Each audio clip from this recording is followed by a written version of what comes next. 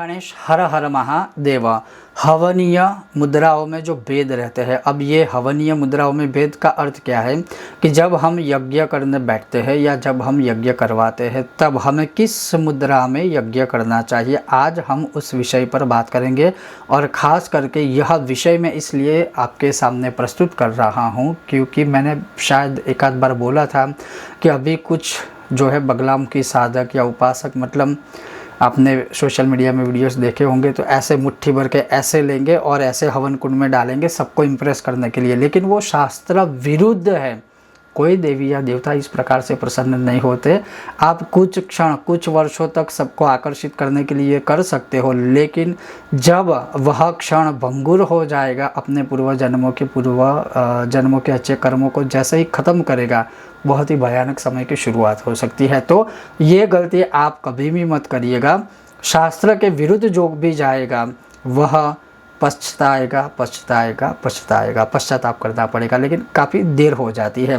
अब होम जब हम करते हैं तो किस मुद्रा में हमें करना चाहिए? वैसे 3 मुद्रा जो है प्रमुख है, उस विषय में मैंने कुछ वर्षों पहले वीडियो बनाया था। जैसे एक मुर्गी मुद्रा है, दूसरी हंसी मुद्रा है और तीसरी सुकरी मुद्रा है। इसके अलावा इसका क्या पूरा शास्त्र मत है, आज मैं आपको वो बताने वाला हूँ। अगर आपको यह विषय वीडियो पसंद आए तो लाइक कीजिएगा, शेयर कीजिएगा, चैनल पर नए हो तो सब्सक्राइब करके घंटी का चिन्ह दबाइएगा। तो चलिए शुरू करते हैं। तो हमारे शास्त्रों में लिखित रूप में है परशुराम कारिका के अंदर के होमे मुद्रा स्मृता तिस्रौ मुर्गी हंसी च सुकरी मुद्रा बिना कृतो होम सर्वो भवति निष्फलः। बिना मुद्रा के तो होम वैसे भी हो नहीं पाएगा, तो जो बिना अच्छी शुभ मुद्रा के यज्ञ करेगा तो सर्वो भवति निष्फल, वो यज्ञ जो है वह निष्फल होगा। तो होम यज्ञ में मुख्य रूप से 3 मुद्रा है। जैसे मैंने कहा मुर्गी मुद्रा। अब मुर्गी मुद्रा कैसे बनाई जाएगी? तो इसको, ये जो 2 उंगली और अंगूठा है, इसको आप ऐसे करेंगे इस प्रकार से, तो ये हो गई मुर्गी मुद्रा। और जब भी आहुति दी जाएगी तो इसी प्रकार से आपको ऐसे यज्ञ में से सामग्री लेनी है और इस प्रकार से स्वाहा बोलते समय आपको आहुति देनी है।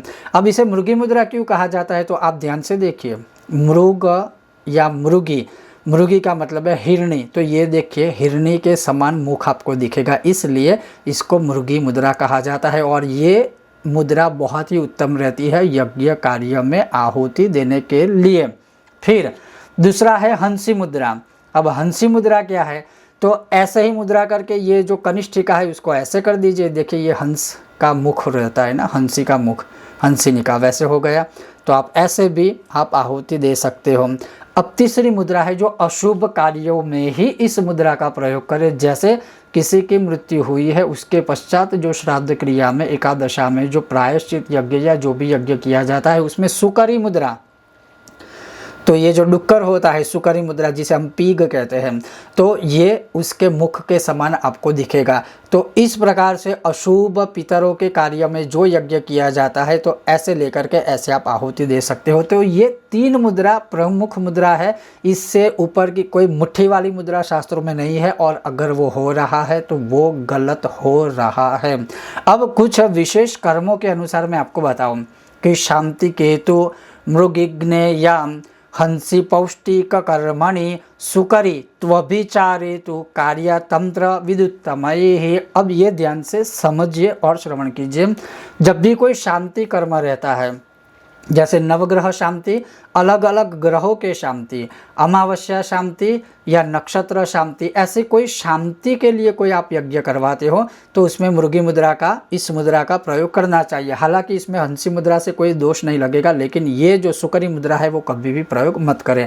दूसरा, ज्ञेया हंसी पौष्टिक कर्मणि, जो पौष्टिक पुष्टि के लिए कोई कर्म किया जाता है, खास करके आरोग्य के लिए, परिवार के स्वास्थ्य से जुड़े हुए कोई यज्ञ यागादि कर्म है तो उसमें जो है हंसी मुद्रा का आपको प्रयोग करना है। हंसी मुद्रा हो गई। अब अभिचार कर्म में सुकरी मुद्रा, और जैसे मैंने शुरुआत में कहा श्राद्धादि कर्मों में भी इस सुकरी मुद्रा का प्रयोग किया जाता है। अब अभिचार कर्म में जो है तंत्र मंत्र आदि हो गया। अब ध्यान से इसको सुनिए। अभिचार कर्मों में आप जो है बाधा, बंधन, मारण, मोहन, वश्य, स्तंभन, उच्चाटन, इन सब में आ जाता है यह सुकरी मुद्रा।